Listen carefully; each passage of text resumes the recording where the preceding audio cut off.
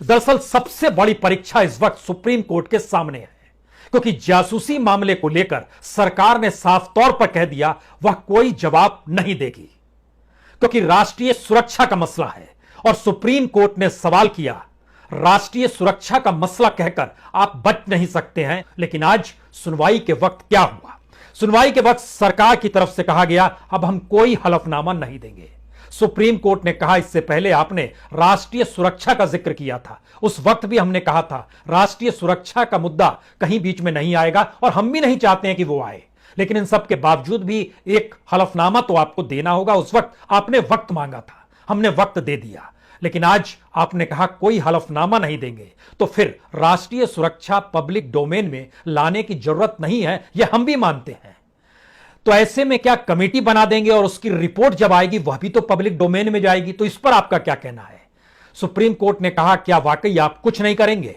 और आपको कुछ नहीं करना है, जो करना है हम ही को करना है। इस पर सरकार की तरफ से कहा गया हम कुछ नहीं करेंगे। कोर्ट ने अपने तौर पर कहा इस तरीके से ढोल मत पीटिए, इस मुद्दे का समाधान कीजिए। और शायद इस मुद्दे के समाधान के लिए आपको अगर लगता है कि आपका मन बदल गया है तो फिर हम कोई आदेश दें उससे पहले आप सोच लीजिए।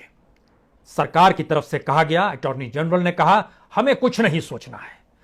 सुप्रीम कोर्ट ने कहा हम एक इंटरिम ऑर्डर पास करेंगे और इस इंटरिम ऑर्डर को अभी रिजर्व कर रहे हैं, अगले 2-3 दिनों में हम पास कर देंगे। तो क्या वाकई सुप्रीम कोर्ट पहली बार उस सरकार के खिलाफ कोई कदम उठाने की स्थिति में आएगी जिस सरकार ने बीते 25 दिनों में बार बार हलफनामे को लेकर, एफिडेविट को लेकर स्थितियों को टालते हुए अपने स्थिति को मजबूत बनाए रखने की कोशिश की है? या फिर इस देश के भीतर में कॉन्स्टिट्यूशन है, रूल ऑफ लॉ है, इस देश के भीतर में सुप्रीम कोर्ट का काम है कि उसकी व्याख्या की जाए। और सुप्रीम कोर्ट अब जैसे इंटरिम ऑर्डर का जिक्र कर रहा है, क्या वाकई अगले 2 दिनों बाद कोई ऐसा बड़ा ऑर्डर आ जाएगा?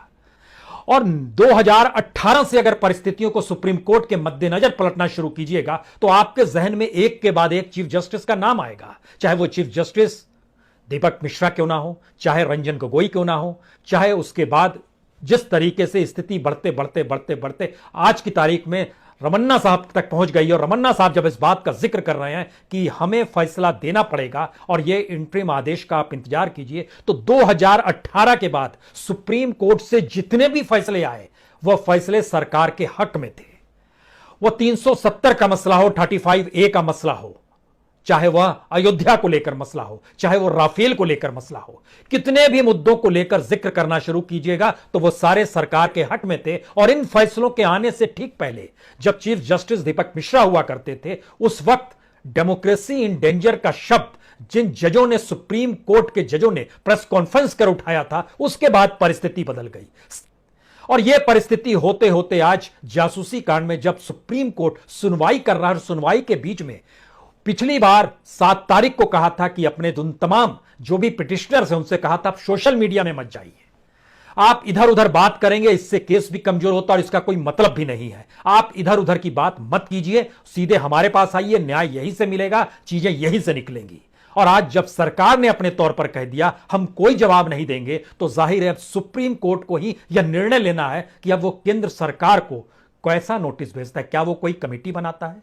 क्या वो किसी कमेटी के माध्यम से इस बात का जिक्र करता है कि उस कमेटी की रिपोर्ट इतने दिनों में आ जानी चाहिए? और वह रिपोर्ट अगर पब्लिक डोमेन में जाएगी तो सरकार जो कह रही है, नेशनल सिक्योरिटी का जिक्र कर रही है, वो नेशनल सिक्योरिटी की धज्जियां क्या उस रिपोर्ट में उड़ जाएंगी? था क्योंकि ध्यान दीजिए, भारत सरकार की पूरी भूमिका या सत्ता की पूरी भूमिका 2 ही बातों पर रेंगती रही हुई, चाहे इस देश के भीतर में कोई भी मुद्दा हो।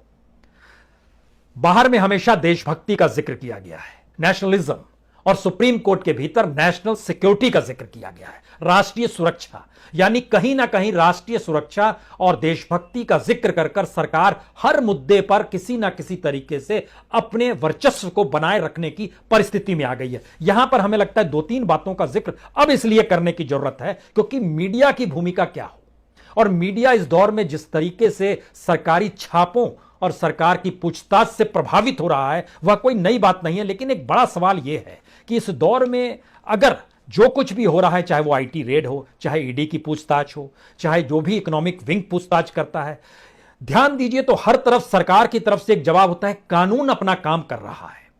और कानून जब अपना काम करता है तो वो कॉन्स्टिट्यूशन के तहत करता है, और कॉन्स्टिट्यूशन की व्याख्या सुप्रीम कोर्ट को करनी है। उसी सुप्रीम कोर्ट को सरकार कहती है हम जवाब नहीं देंगे नेशनल इंटरेस्ट में। लेकिन जब आईडी रेड होती है, ईडी की पूछताछ होती है, तो कहा जाता है कानून अपना काम कर रहा है, चाहे कुछ मिले या ना मिले, चाहे कोई आरोप बने या ना बने, यानी सब कुछ इस देश में चलते रहेगा। और यही डेमोक्रेसी है क्या, या फिर यही कानून का राज है क्या? क्योंकि सवाल अभी भर का नहीं है। सवाल यह है कि इस देश के भीतर में जब आप खंगालिएगा तो सबसे पहले क्विंट पर छापा पड़ा था। क्विंट के यहां से क्या मिला कोई नहीं जानता। क्विंट ने अपने तौर पर लगातार जानकारी दी, हमारे पास से कुछ नहीं मिला। सरकार की तरफ से कहा गया वो अपनी पूछताछ होगी अपने तरीके से, आईटी वालों ने रेड डाली होगी, ईडी वालों ने पूछताछ की होगी। फिर याद कीजिए 2020 के सितंबर के महीने में HW न्यूज पर, उस समय उसके बाद सितंबर के महीने में 2021 में आते आते भास्कर और भारत समाचार, उसमें मारा जाता है छापा और पूछताछ की जाती है। सवाल यह है कि अगर सब गलत है तो यह पूछताछ के मद्देनजर उनको जेल में क्यों नहीं डाला गया और उनके खिलाफ कोई रिपोर्ट क्यों नहीं जारी होती है? और अगर कानून अपना काम कर रहा है तो कानून की जो तमाम धाराएं हैं क्या वाकई वो काम कर रही है? क्योंकि जिस तरीके से तमाम कंप्यूटर, लैपटॉप, मोबाइल, डिस्क, सब कुछ जो होता है उसको आप ले जा रहे हैं छापे के साथ, और उसको कहीं ना कहीं किसी ना किसी रूप में अपने कभी छापे का शक्ल में, या कभी रेड की शक्ल में, या कभी सर्वे की शक्ल में, 3 तरीके से यहां पर काम हुआ है आईटी, ईडी और Delhi police economic offence wing का। सबसे बड़ा सवाल यह है कि क्या लोकतंत्र का मतलब यह है कि कानून अपना काम करते रहे, लोगों को परेशान करता रहे, मीडिया की मौजूदगी का एहसास हर उस मीडिया को वो टारगेट करे जो सरकार से कुछ सवाल करने की हैसियत रखता है? यहां पर सुप्रीम कोर्ट की खामोशी इस देश की अदालतों की खामोशी हुई है। नौकरशाही किस तरीके से सरकार के भीतर काम करने लगी या सरकार के लिए काम करने लगी, यहां पर अदालती कार्रवाई ने सुओ मोटो कभी नहीं लिया। इस देश के नागरिकों का सवाल आया तो भी नहीं लिया। इस पूरी प्रक्रिया के भीतर में हमें लगता है बहुत सारे नाम, हम जब इनका नाम ले रहे हैं तो तमाम जर्नलिस्ट जो अपने तौर पर काम करते हैं उनके खिलाफ कहीं ना कहीं किसी ना किसी रूप में कोई भी मुकदमा ठेक देगा। सवाल यह है कि क्या वाकई अदालत की कार्रवाई या सुप्रीम कोर्ट की भूमिका इस देश के भीतर में सिर्फ उसी मामले को लेकर अब होनी चाहिए जो अदालत में बाकी लोग PIL के जरिए लाएं या अपनी शिकायतों के लेकर आए, या फिर एक ऐसी परिस्थिति देश के भीतर बन गई है जहां सुप्रीम कोर्ट को वाकई अब सुओ मोटो की स्थिति में आना होगा? ऐसा क्यों हो रहा है उसको खुद पूछना होगा।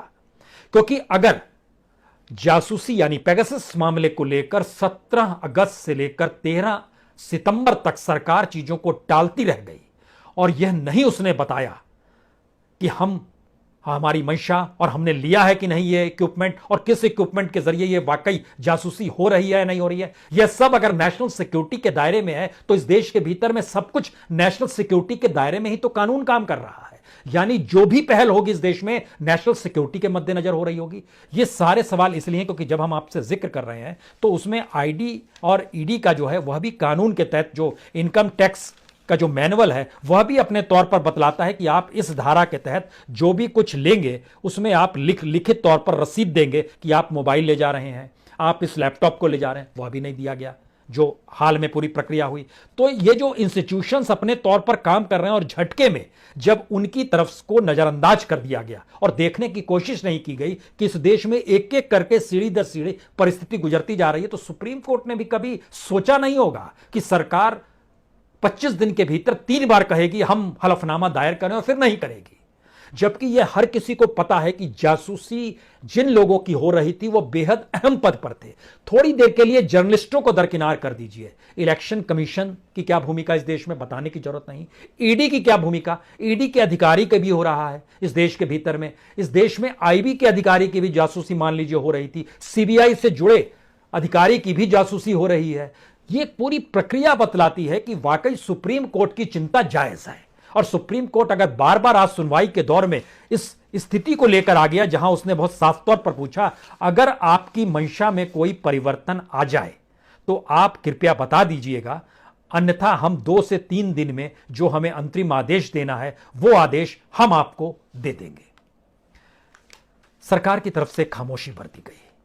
सवाल यह है कि अगर सुप्रीम कोर्ट के पाले में जब इतनी बड़ी गेंद आ गई है और लोगों का भरोसा इस दौर में इसलिए डगमग हुआ है क्योंकि सुप्रीम कोर्ट के चीफ जस्टिस अगर रिटायर होने के बाद संसद में पहुंच जाते हैं और सरकार उनको नॉमिनेट करती है, सुप्रीम कोर्ट के चीफ जस्टिस रिटायर होने के बाद अगर इस देश के राष्ट्रीय स्वयंसेवक संघ के सरसंघ चालक मोहन भागवत जी के साथ नागपुर में मुलाकात करते हुए नजर आते हैं, तो इन परिस्थितियों में जितने भी फैसले हुए 2018 की जनवरी बार बार याद करने की जरूरत है। क्या वाकई सुप्रीम कोर्ट के भीतर भी जो चेक एंड बैलेंस की स्थिति थी, उससे कहीं वहां के जजेस भी प्रभावित हो रहे हैं या प्रभावित हो रहे थे? और अब जब रमन्ना साहब ने इस बात का जिक्र कर दिया कि इस देश में इंदिरा गांधी के खिलाफ दिया गया फैसला बेहद साहसपूर्ण था, तो क्या यह हिम्मत सरकार को लेकर सुप्रीम कोर्ट में आ सकती है?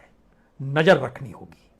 हो सकता है अगले 48 से 60 घंटों के भीतर सुप्रीम कोर्ट कोई बड़ा निर्णय ले ले, या बहुत बहुत शुक्रिया, इंतजार कर